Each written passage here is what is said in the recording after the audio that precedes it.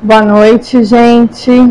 Sejam todos muito bem-vindos à nossa casa de luz, à nossa casa de oração, à nossa casa de educação, porque aqui todos nós nos educamos todos os dias. Aqui a gente tem uma educação espiritual sólida, né, que vai nos dar base para o nosso futuro como espíritos imortais. Então, para encerrar o ano, né, a última palestra do ano, vamos falar sobre as nossas crianças, sobre a educação espírita para as nossas crianças, para os nossos jovens, né, que é, para a doutrina espírita, um dos mais importantes temas, uma das tarefas realizadas dentro de uma casa espírita, que é da maior importância, né? Se não fosse a evangelização, a educação espírita, a doutrina espírita perderia o seu posto de consolador, né? Então vamos pensar sobre isso.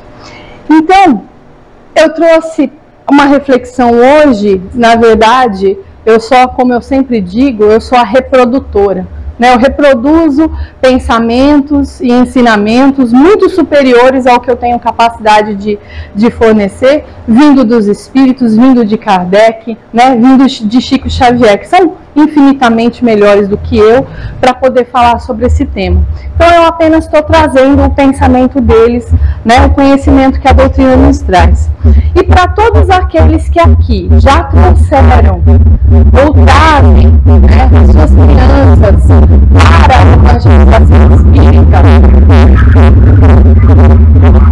meus parabéns, porque vocês forneceram ou estão fornecendo o melhor dos presentes que alguém poderia dar a um espírito que está reencarnando, que é a possibilidade de um futuro feliz. E não só um futuro nesta existência, de espírito imortal. E para aqueles que ainda não trazem as suas crianças, né, aqui para a evangelização, eu espero que hoje esse estudo possa trazer, né, essa importância. Porque às vezes a gente como pais acha que 45 minutos, no máximo 1 hora que eles ficam lá embaixo, mas vocês não sabem a diferença que esses 45 minutos, que essa 1 horinha com Jesus vai fazer de diferença na vida deles. E também tem alguns pais que não trazem porque, eu não quero impor isso ao meu filho, eu não tenho o direito de impor uma religião ao meu filho, né? Porque, às vezes, a maioria pensa que religião não se impõe. Mas, no final dessa reflexão, a gente vai ver que faz uma diferença muito grande, né? Essa horinha com Jesus para a vida de criança, de adolescente, de jovem, de adulto e de espírito imortal. Então a gente vai começar essa reflexão esclarecendo um conceito que todos nós achamos que sabemos, mas que aí a doutrina vem e corta mais embaixo, né? Afinal, quem são as crianças que correm lá para baixo toda sexta-feira com as tias da evangelização? São os nossos filhos? São seres inocentes? São adultos em miniatura? São páginas em branco nas quais os pais vão escrever os seus códigos de conduta? Kardec, pensando nisso, fez uma série de questionamentos aos espíritos da codificação sobre o período da infância, mas principalmente sobre a missão e o dever dos pais, né?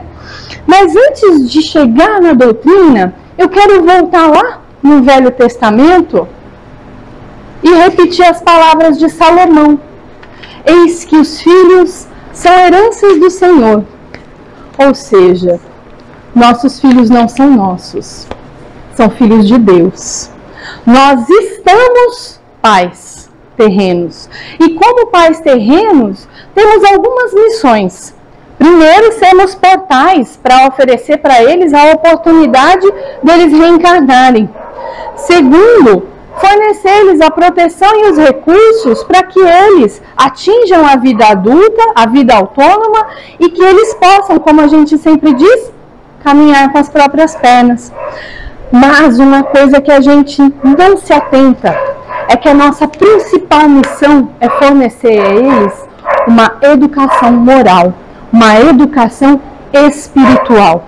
E a gente sempre pensa no material primeiro, né? Pagar a escola, comprar o uniforme, comprar o livro, botar para estudar, botar para fazer faculdade, mas esquece da formação moral. Então, gente, a doutrina espírita, ela vai explicar para a gente que o período da infância é o mais importante, porque torna o espírito brando, né? Acessível aos conselhos e aos exemplos daqueles que receberam a missão de encaminharem eles, que somos quem? Os pais, né? Então, os pais, nesse período, eles podem e devem reprimir más tendências e ensinar virtudes.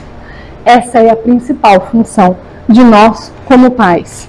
E normalmente a gente passa um pouco batido, porque a gente acaba se perdendo nas questões materiais do crescimento dos nossos filhos, né?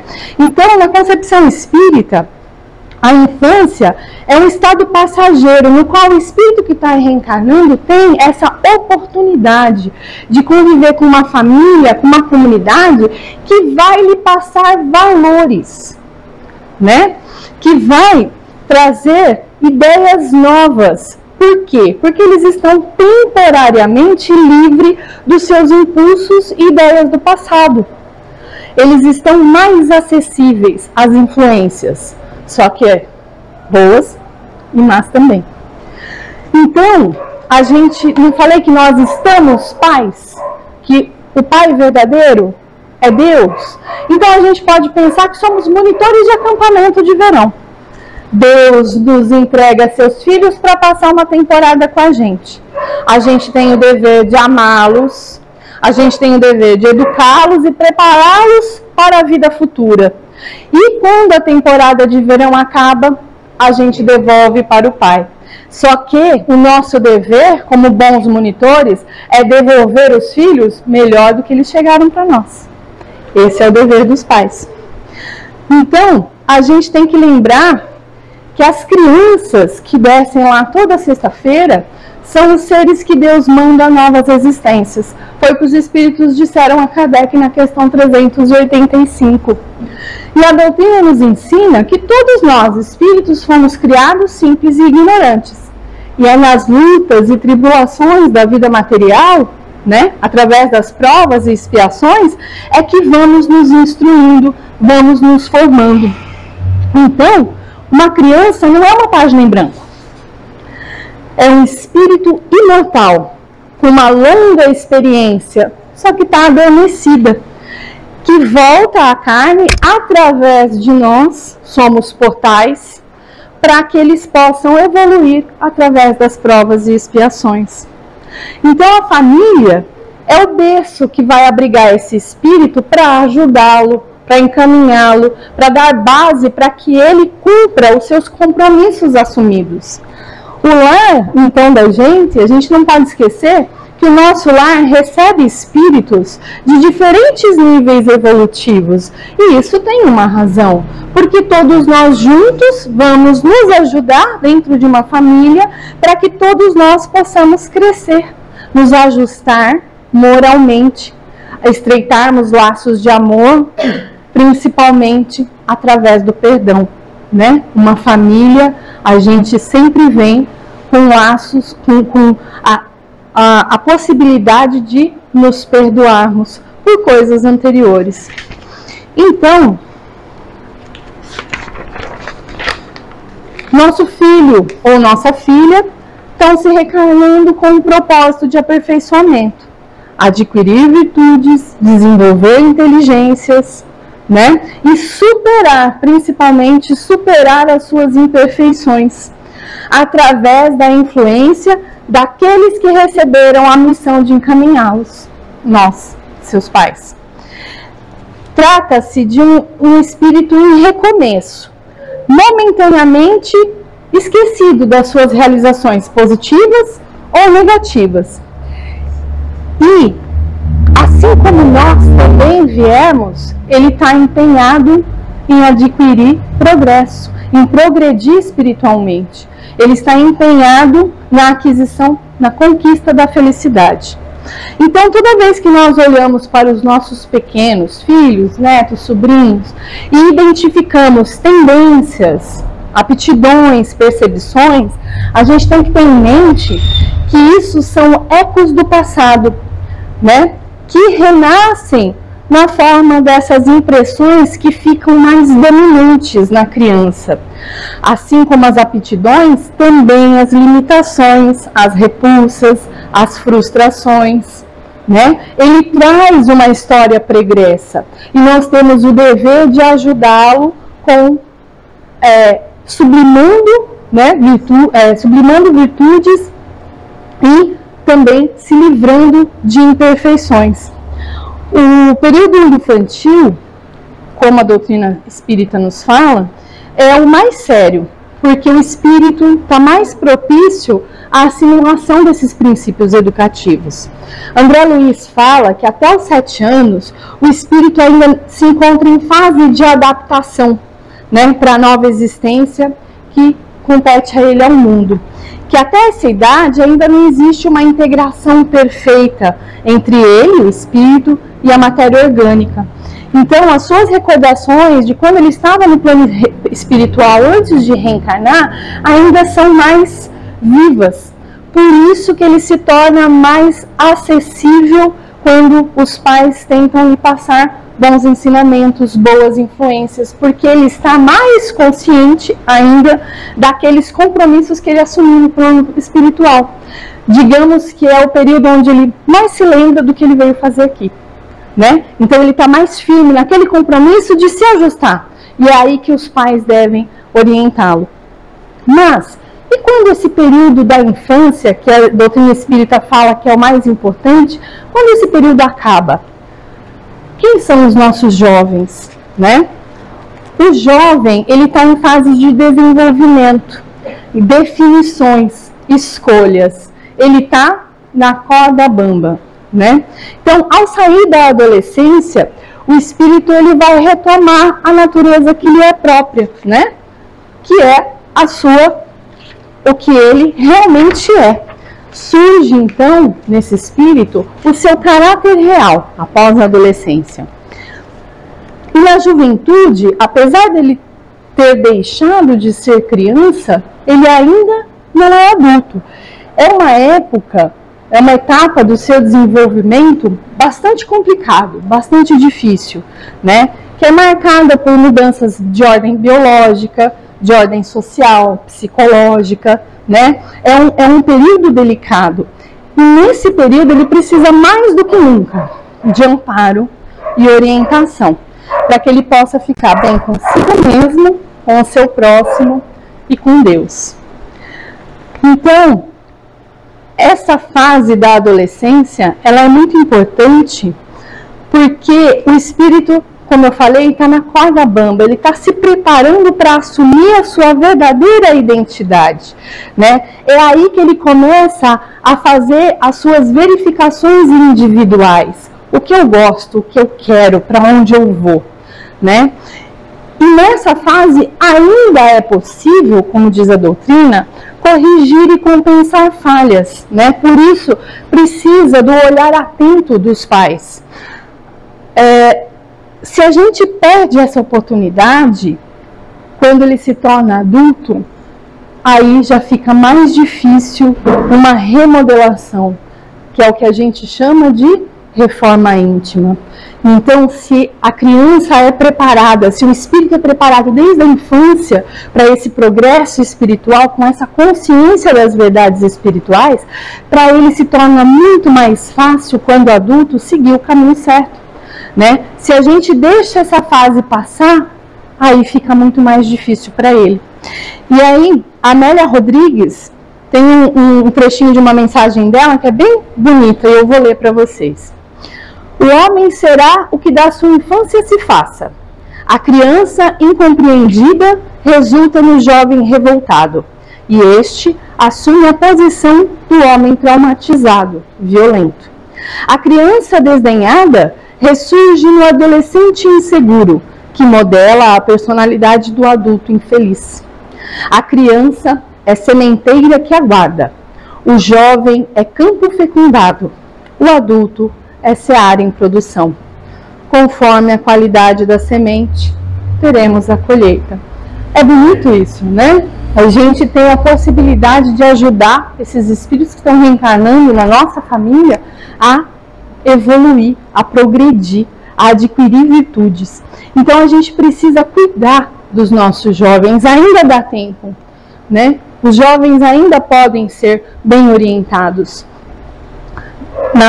na estruturação do seu caráter, da sua personalidade, mas sempre a gente tem que fazer isso sob a luz, né, da moral do Cristo e da doutrina espírita. E assim a gente vai estar contribuindo com este mundo de regeneração que está batendo aí, formando adultos mais responsáveis, mais equilibrados. Então, a nossa responsabilidade como pais não é só com os nossos filhos, é com o planeta no todo. Então, é muito importante o ambiente familiar.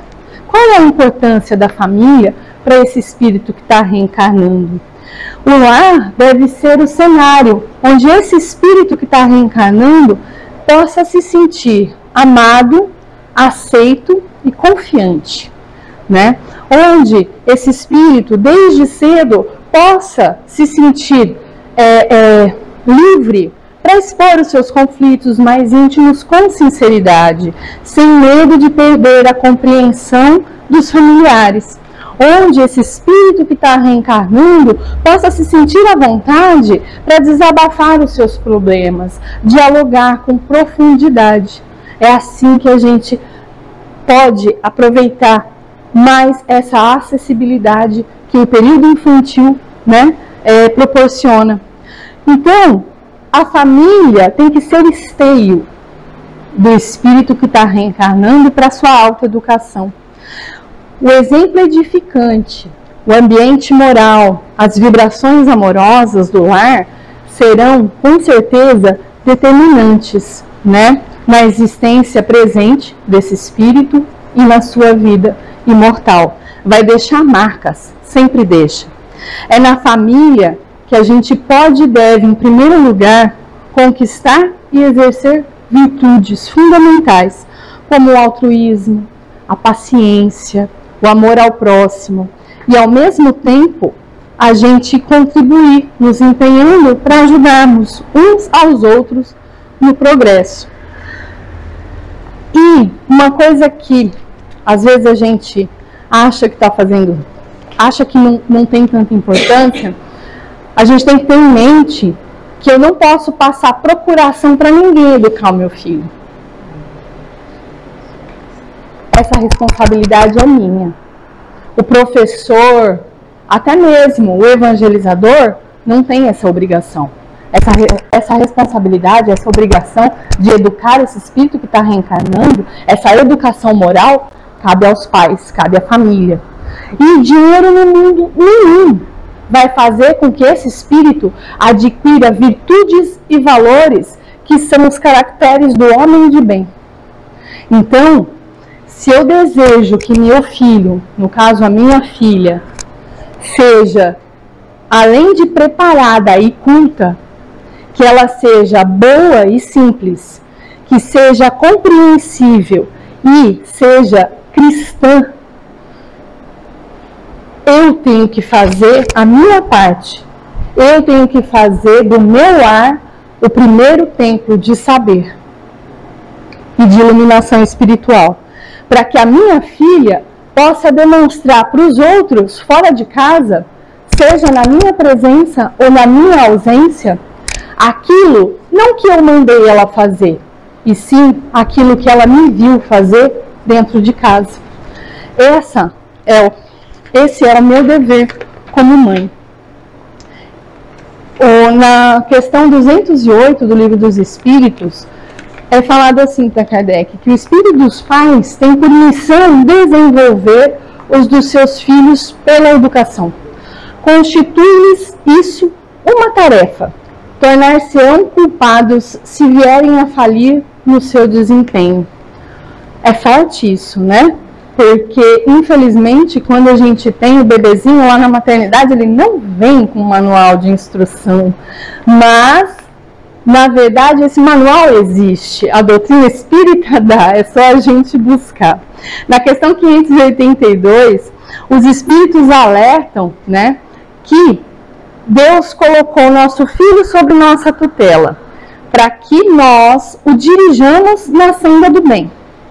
Mas que, infelizmente, existem muitos pais que se preocupam mais em aprumar as árvores do jardim do que em formar o caráter do seu filho. E eles vão mais fundo. Eles falam que se este filho vier a sucumbir pela falta de educação, né, essa educação moral, os pais vão suportar os desgostos resultantes dessa queda e vão partilhar dos sofrimentos do filho na vida futura. Então, a educação que eu me preocupo em dar para o meu filho hoje não é só para hoje. Eu sou responsável pela vida futura desse espírito, se eu falir nessa missão. Então, como pais e mães, em sã consciência, a gente não pode ser omissos, né, no trabalho da educação espiritual. No nosso caso, a educação espírita dos nossos filhos. E Bezerra de Menezes também dá um recado. Vou ler essa porque ele fala mais bonito do que eu também. Ele fala que os pais jamais deverão descuidar de aproximar seus filhos dos serviços da evangelização, em cujas abençoadas atividades se propiciará a formação espiritual da criança e do jovem diante do porvir, ou seja, do futuro. Há pais espíritas que erroneamente têm deixado em nome da liberdade e do livre-arbítrio que os filhos avancem na idade cronológica para então escolherem este ou aquele caminho religioso. Tal medida tem gerado sofrimento e desespero, luto e mágoa, inconformação e dor. Porque uma vez perdido o ensejo educativo na idade propícia à sementeira evangélica, os corações se mostram endurecidos, desperdiçando-se valioso período de ajuda e orientação. Palavras de Bezerra de Menezes. Então, descuidar da educação espírita dos nossos filhos é negar a eles a verdade. O maior patrimônio que os pais podem legar aos seus filhos é o conhecimento de uma doutrina que vai garantir a eles tranquilidade para o futuro, consolação para as tarefas, né, para as dificuldades dessa existência. Então, gente, Bezerra também fala que a primeira cartilha da criança na escola da vida é o exemplo dos adultos que a cercam. Então, lá embaixo, lá na classe de evangelização, cabe às evangelizadoras a exposição da teoria, da doutrina espírita, né, dos ensinamentos espíritas, mas principalmente da moral do Cristo com o Evangelho. Mas no lar cabe a gente a demonstração prática, a vivência diurna e real dessas lições, pelos exemplos que cumpre a nós dar, hora a hora, dia a dia. Lá fora, nossos filhos se instruem, se ilustram, mas é em casa que eles verdadeiramente se educam. Fora, eles ouvem o que devem fazer, mas é dentro de casa que eles veem como se faz, através da nossa conduta, através do exemplo que deixa a nossa conduta. Então, agora fica uma reflexão para levar para casa. A gente tem que pensar, se nós ainda não nos educamos, como podemos educar os nossos filhos? Nós podemos dar a eles algo que não temos? Fica a pergunta. para a gente levar para casa e refletir. E Raul Teixeira, ele fala uma coisa que me marcou bastante no livro Cintilação de Estrelas. Ele fala que é dever dos pais falar do bem e da virtude, trabalhar no bem e na verdade, ouvir pelo bem e pela compreensão, viver no bem, dele nutrindo as almas, colocando tudo mais na mão do Criador. É isso que a gente faz? Eu trouxe para mim essa reflexão. É isso que fazemos com os nossos filhos? Ou primeiro eu me preocupo com o restante e depois eu vou me preocupar com os exemplos que eu dou? Também fica aí a reflexão. Porque às vezes a gente se preocupa mais, né, com a educação científica dele, com a instrução lá na escola, com o trabalho, com a prova, com o material, com as coisas do dia a dia, mas eu esqueço de observar os exemplos que eu estou dando para ele, né? E a gente não pode esquecer que hoje em dia, nossos jovens, nossas crianças estão sendo bombardeados constantemente com informações e sugestões. Estamos na era da tecnologia, da internet, da inteligência artificial, das redes sociais. Eles estão constantemente sendo bombardeados com sugestões, informações, né? E eles ainda não têm a segurança das suas próprias definições. Eles ainda estão se definindo. Eles ainda estão fazendo as escolhas deles. E acabam se vendo, se eles não têm uma base sólida do lar, eles acabam, né, sendo impulsionados a seguir aquelas sugestões, aquelas orientações que se afinam mais com os seus impulsos interiores, que são as suas tendências, que trazem de uma história pregressa, né? E a gente sabe que nem sempre esses impulsos interiores são os melhores. Então, é nosso dever acompanhar esse desenvolvimento das nossas crianças e dos nossos jovens, mantendo sempre o diálogo, o companheirismo e a atitude de respeito diante das escolhas dele, mas sempre, né, orientando e apontando as vantagens e desvantagens das opções que eles fazem. A gente não pode deixar de mostrar para eles as consequências das ações deles ou das escolhas que eles estão fazendo, ajudando eles a buscar esse equilíbrio, esse discernimento, para que eles possam sublimar as próprias tendências e consolidar a sua maturidade, né? Mas sempre pensando que ele é um espírito imortal. Então a gente sempre vai ter a visão da vida perene do espírito. E agora, enfim, eu chego no tema da nossa palestra, porque até agora eu só dei sabão no pai e na mãe, né? Só dei bronca em todo mundo. Então agora a gente vai falar sobre a educação espírita infantil. Em primeiro lugar, a gente não pode confundir instrução com educação. A educação, ela abrange a instrução, mas a gente pode ter instrução sem educação nenhuma. A instrução, ela é mais especificamente a aprendizagem de conceitos, principalmente da ciência, né? Só que a educação é a aprendizagem da vida. A instrução desenvolve o talento, mas a educação forma o caráter.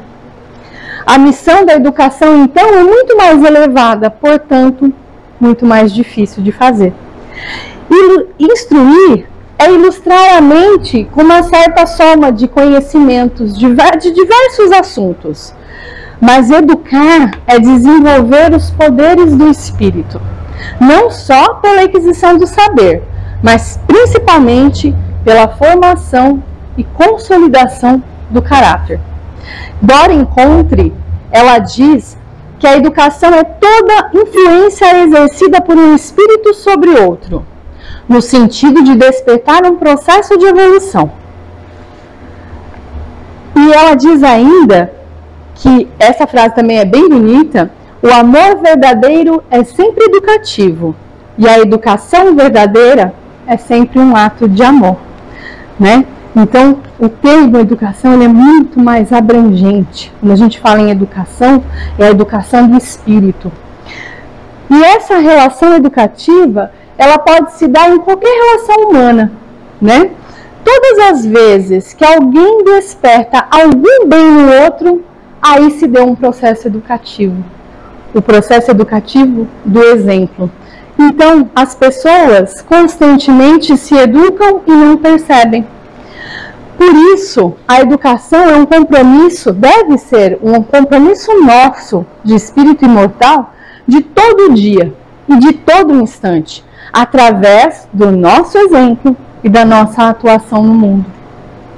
Então, a finalidade da educação, ela está embutida no próprio conceito: ajudar o outro a evoluir.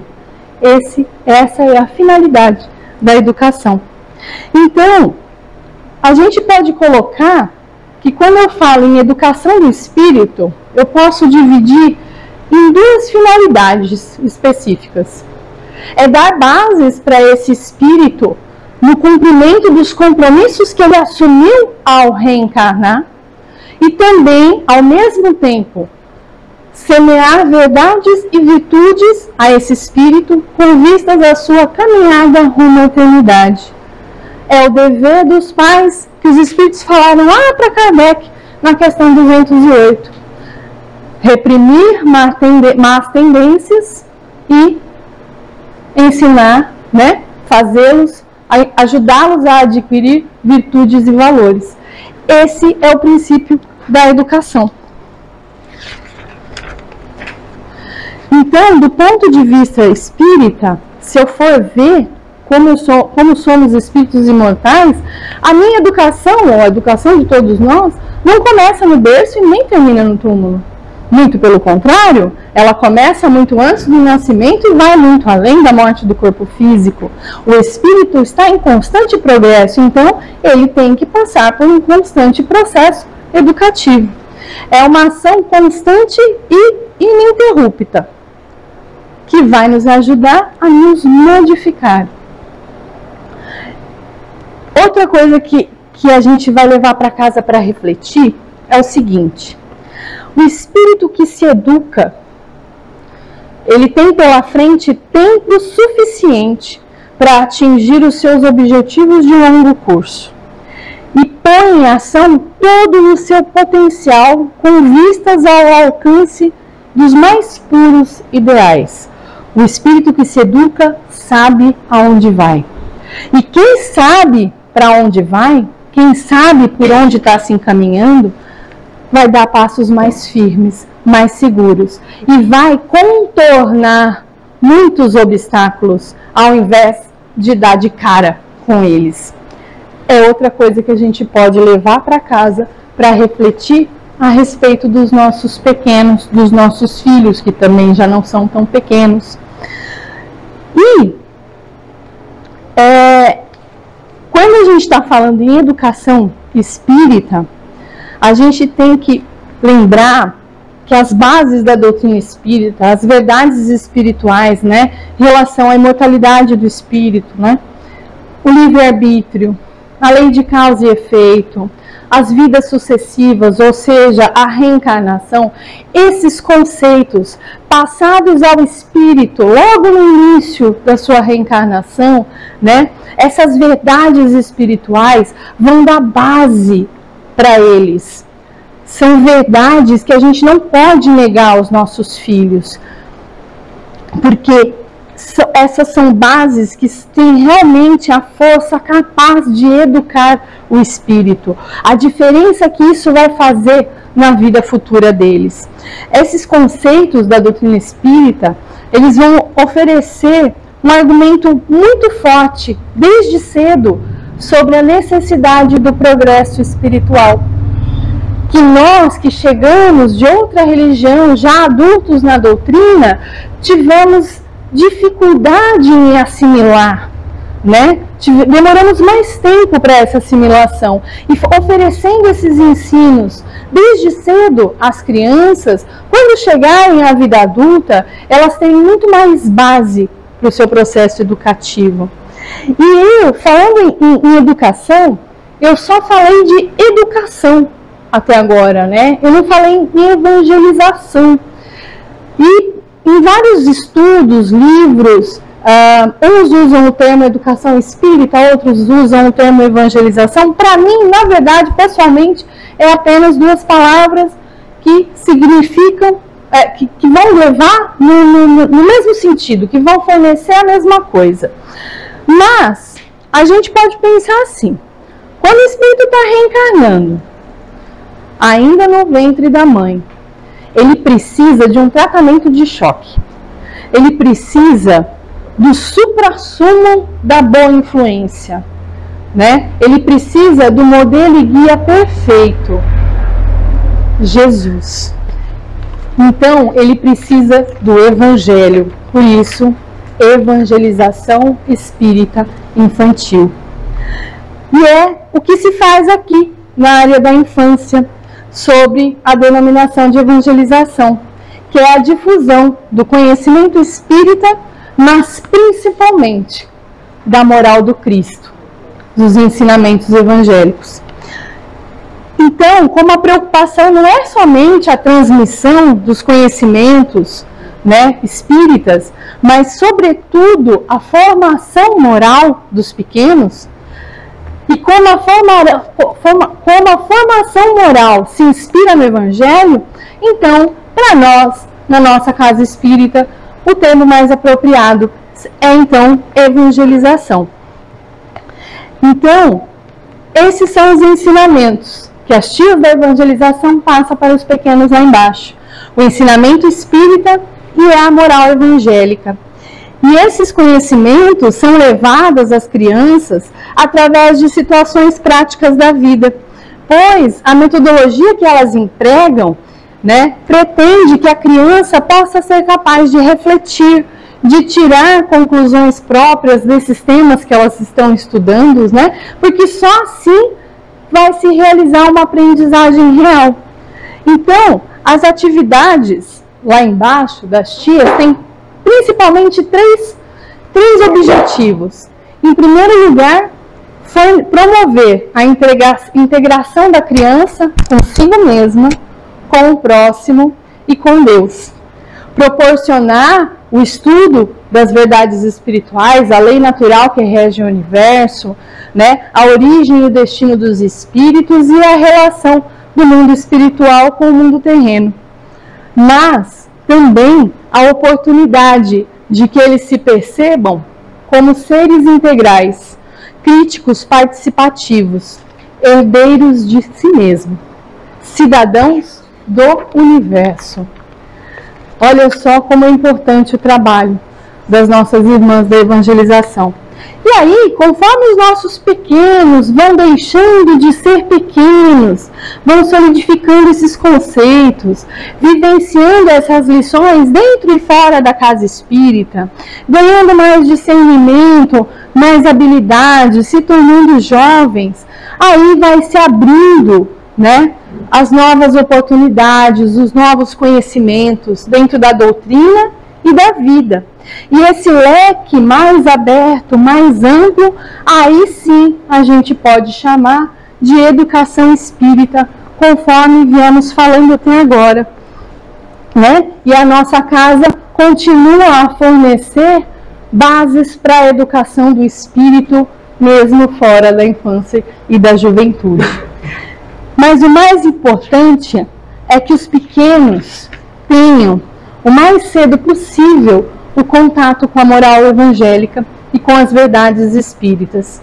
Pois, como a gente disse lá no começo, a infância é o período perfeito para que esse espírito que está encarnando adquirir as bases para a sua reforma moral.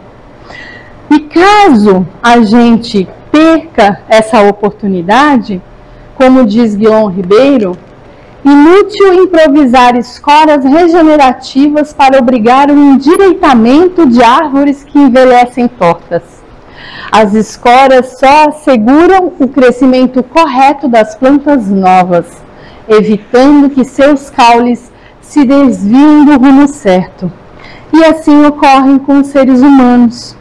Depois que as pessoas consolidam as suas tendências e se transformam em viciações, tudo fica mais difícil quando a gente tenta uma reforma mais profunda, uma mudança de procedimento no sentido mais profundo.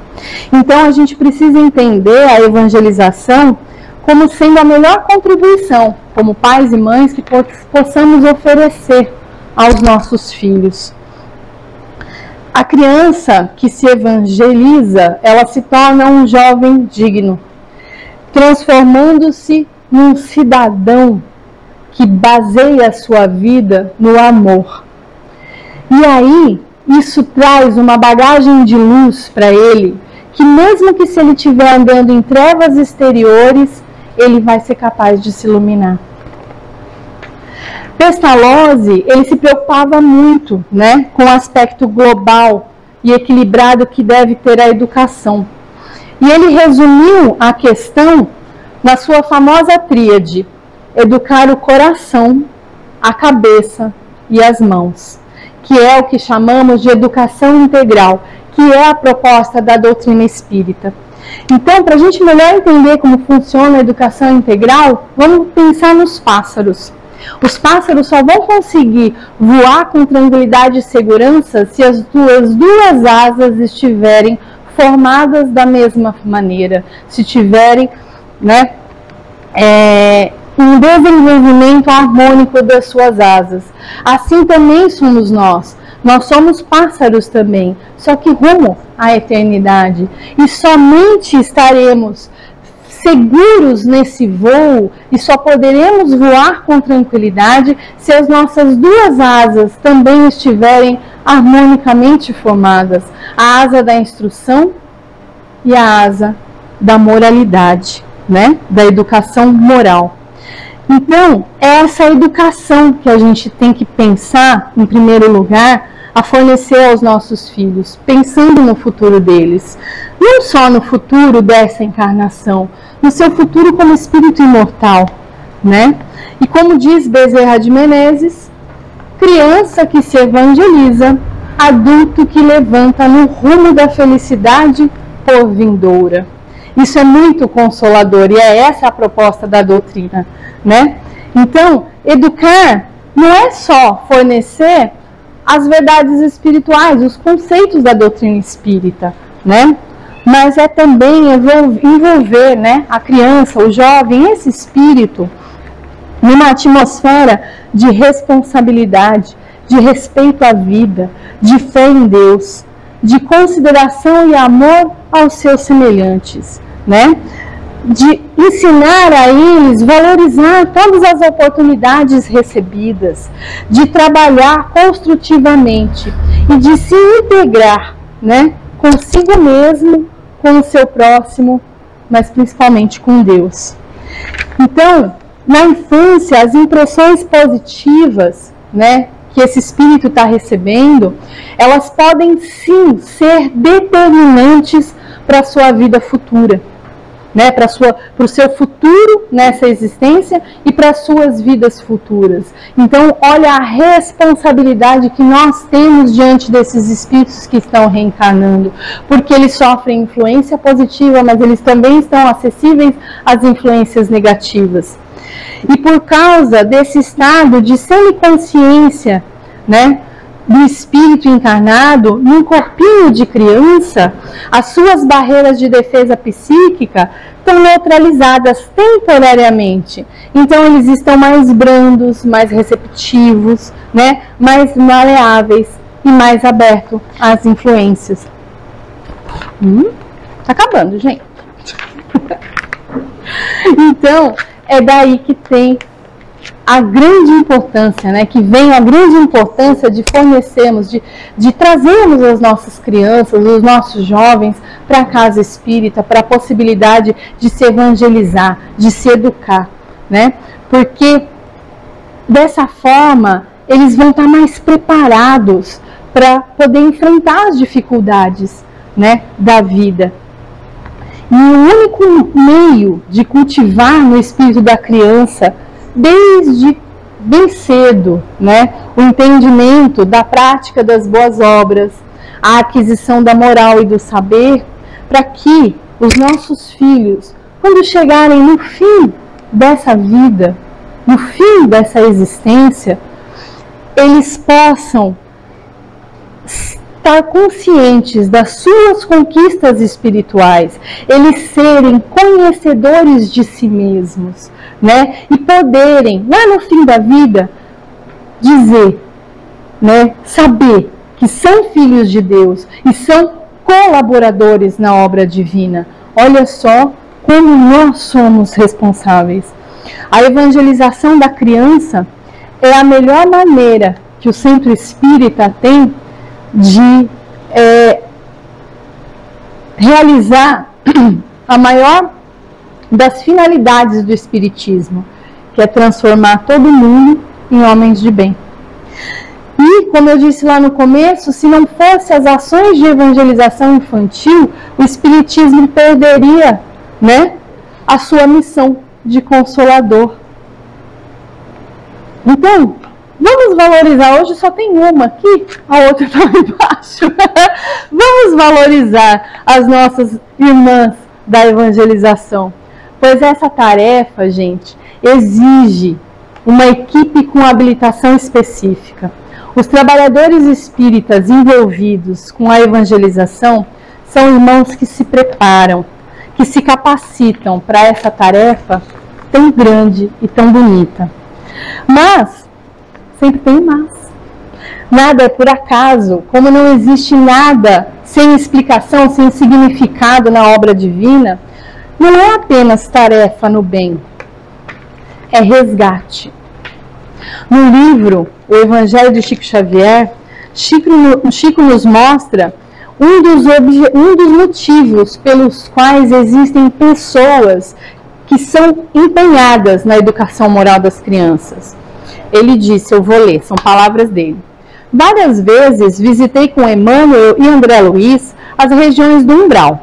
Não vi por lá nenhuma criança, mas pude observar muitos pais que se responsabilizaram pela queda dos filhos, mais pais do que mães. A reencarnação para muitos espíritos é um processo doloroso. Quando vemos pessoas trabalhando com a criança, sinceramente empenhadas na sua educação, são espíritos que reencarnam com a missão do resgate. A gente costuma dizer que se trata de espíritos missionários, estão na missão de quitar o débito. Então, nada é por acaso. Os tarefeiros nas ações de evangelização não estão lá por acaso, se prepararam para isso, vieram com essa missão, né? E é por isso que a gente tem que valorizar. E quando eu comecei a montar esse estudo, eu fui conversar com as meninas e perguntei se elas tinham algum assunto que queria que eu tratasse, porque a gente está falando aqui para os pais das crianças que ficam com elas todas as sextas-feiras. E elas foram categóricas. Assiduidade. Porque elas preparam as aulas, né, para que os temas sejam desenvolvidos em uma sequência ao longo do ano. Elas não planejam aula a aula, elas planejam o ano inteiro de uma vez, né? E um tema só pode ser introduzido quando o tema anterior foi encerrado com todas as atividades. Então, se a criança falta, prejudica o entendimento dos próximos temas, tornando muito mais difícil para aquela criança, né, e também para a evangelizadora, a sequência das aulas, e também prejudica a harmonia como um todo. Falei certo, Márcio? Mas é lógico, gente, que o fundamental é que fica prejudicado. A proximidade, a familiaridade, né, da criança com a moral do Cristo. Que, como vimos, é isso que vai refletir na vida adulta. Mas, para quem pensa que é só o conhecimento evangélico, o conhecimento da doutrina, né, que está envolvido nas aulinhas lá embaixo da evangelização, estamos muito enganados. Porque existe um trabalho imenso da espiritualidade junto a cada criança que participa da evangelização. E não só com a criança, junto com cada família.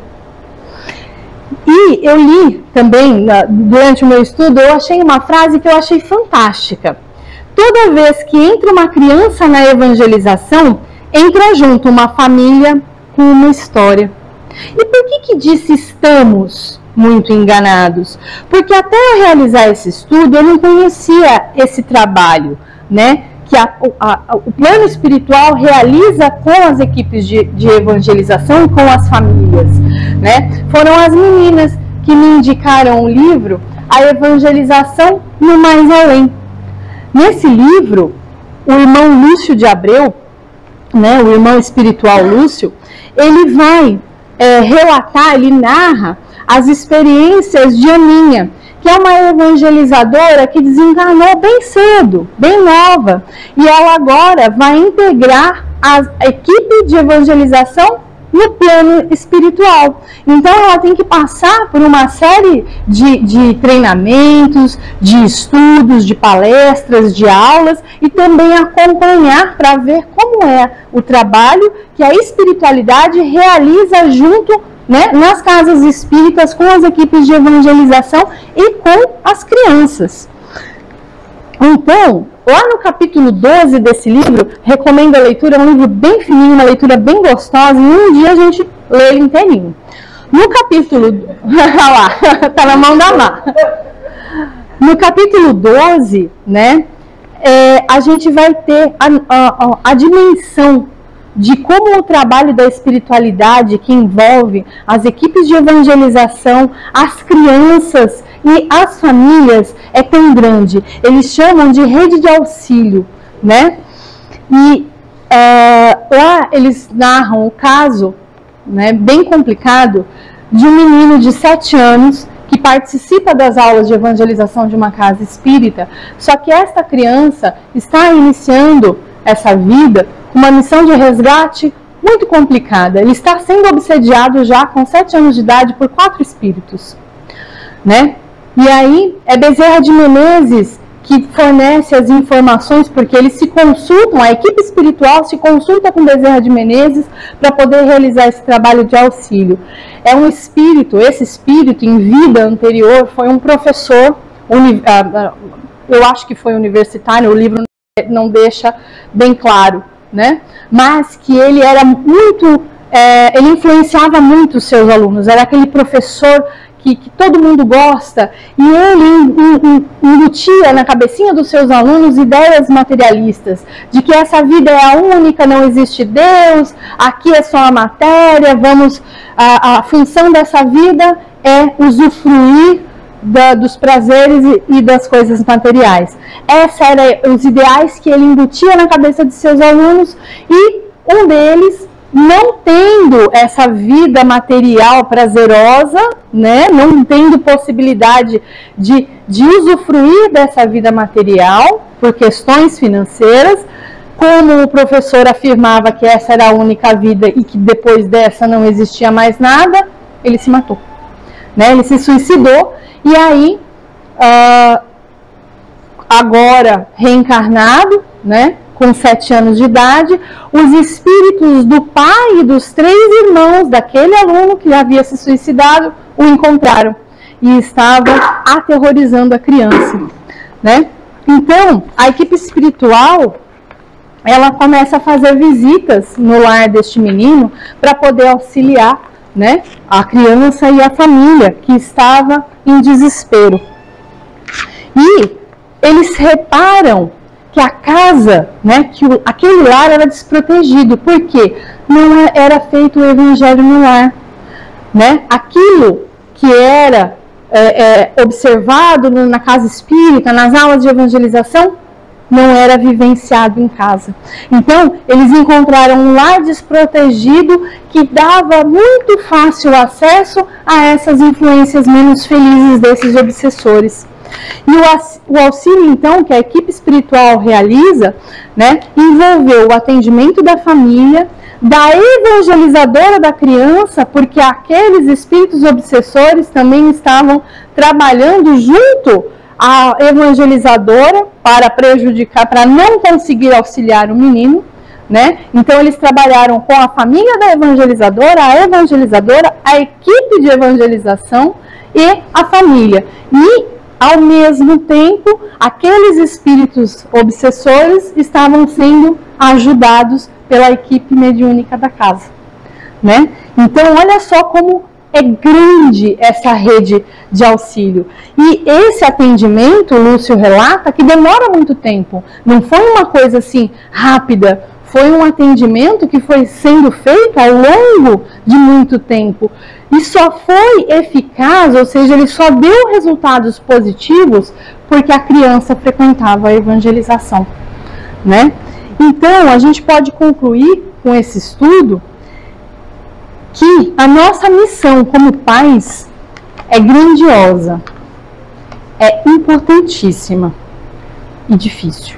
Às vezes parece até uma missão impossível, mas a gente está amparado de todos os lados, de todas as formas, por Deus, por Jesus, pelo plano espiritual, os amigos espirituais, nossos protetores. Amparo e ajuda não nos falta nunca. Então, a gente tem que ter o bom ânimo, a resiliência, a responsabilidade para a gente tomar as decisões mais acertadas em relação aos nossos filhos, aos nossos pequenos. A gente tem que fazer a parte que nos cabe, cumprir a missão que os Espíritos falaram lá na questão 528, que é encaminhar os nossos filhos para a senda do bem, né? Mesmo que isso signifique a gente abdicar de prazeres, mesmo que isso signifique a gente abdicar de condutas que para nós eram comum, mesmo a gente tem que ficar mais atento aos nossos exemplos, à nossa conduta como pais, né? E fornecer a eles todos os recursos, mas como Raul Teixeira disse, os recursos morais, o ensino espiritual, o ensino moral, porque de resto, o resto, põe na mão de Deus, Deus dá um jeito. A nossa missão é a educação moral dos nossos filhos, para que eles saiam dessa existência vencedores de si mesmos, né? E alcancem mais rápido a verdadeira felicidade. Afinal, que pai ou mãe aqui que não quer a felicidade dos filhos? E quando bater aquela dúvida, e sempre bate, aquele desânimo, quando essa tarefa parecer difícil demais, né? Quando começar a rolar aquelas perguntas, será que eu estou fazendo a coisa certa? Será que eu não estou sendo duro demais? Será que eu não estou sendo mole demais em relação à educação moral do meu filho? Será que eu estou dando os exemplos corretos? Aí a gente tem que recorrer a ele. Ele é o mestre por excelência. A gente tem que olhar o exemplo de Jesus. E Bezerra nos disse que nas bases de todo programa educativo, o amor é a pedra angular.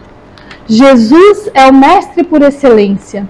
Ele se nos ofereceu por amor, ensinou até o último instante. Fez-se o exemplo permanente aos nossos corações e nos contrastes da dor, pregado ao madeiro deplorável, nos perdoou as defecções de maus aprendizes. Como pais, esse é o nosso exemplo. Como para trabalhar a educação moral e espiritual dos nossos filhos. Esse é o exemplo que a gente tem que seguir. É Jesus. E antes de terminar... passou um minuto. Antes de terminar, eu queria também, a pedido das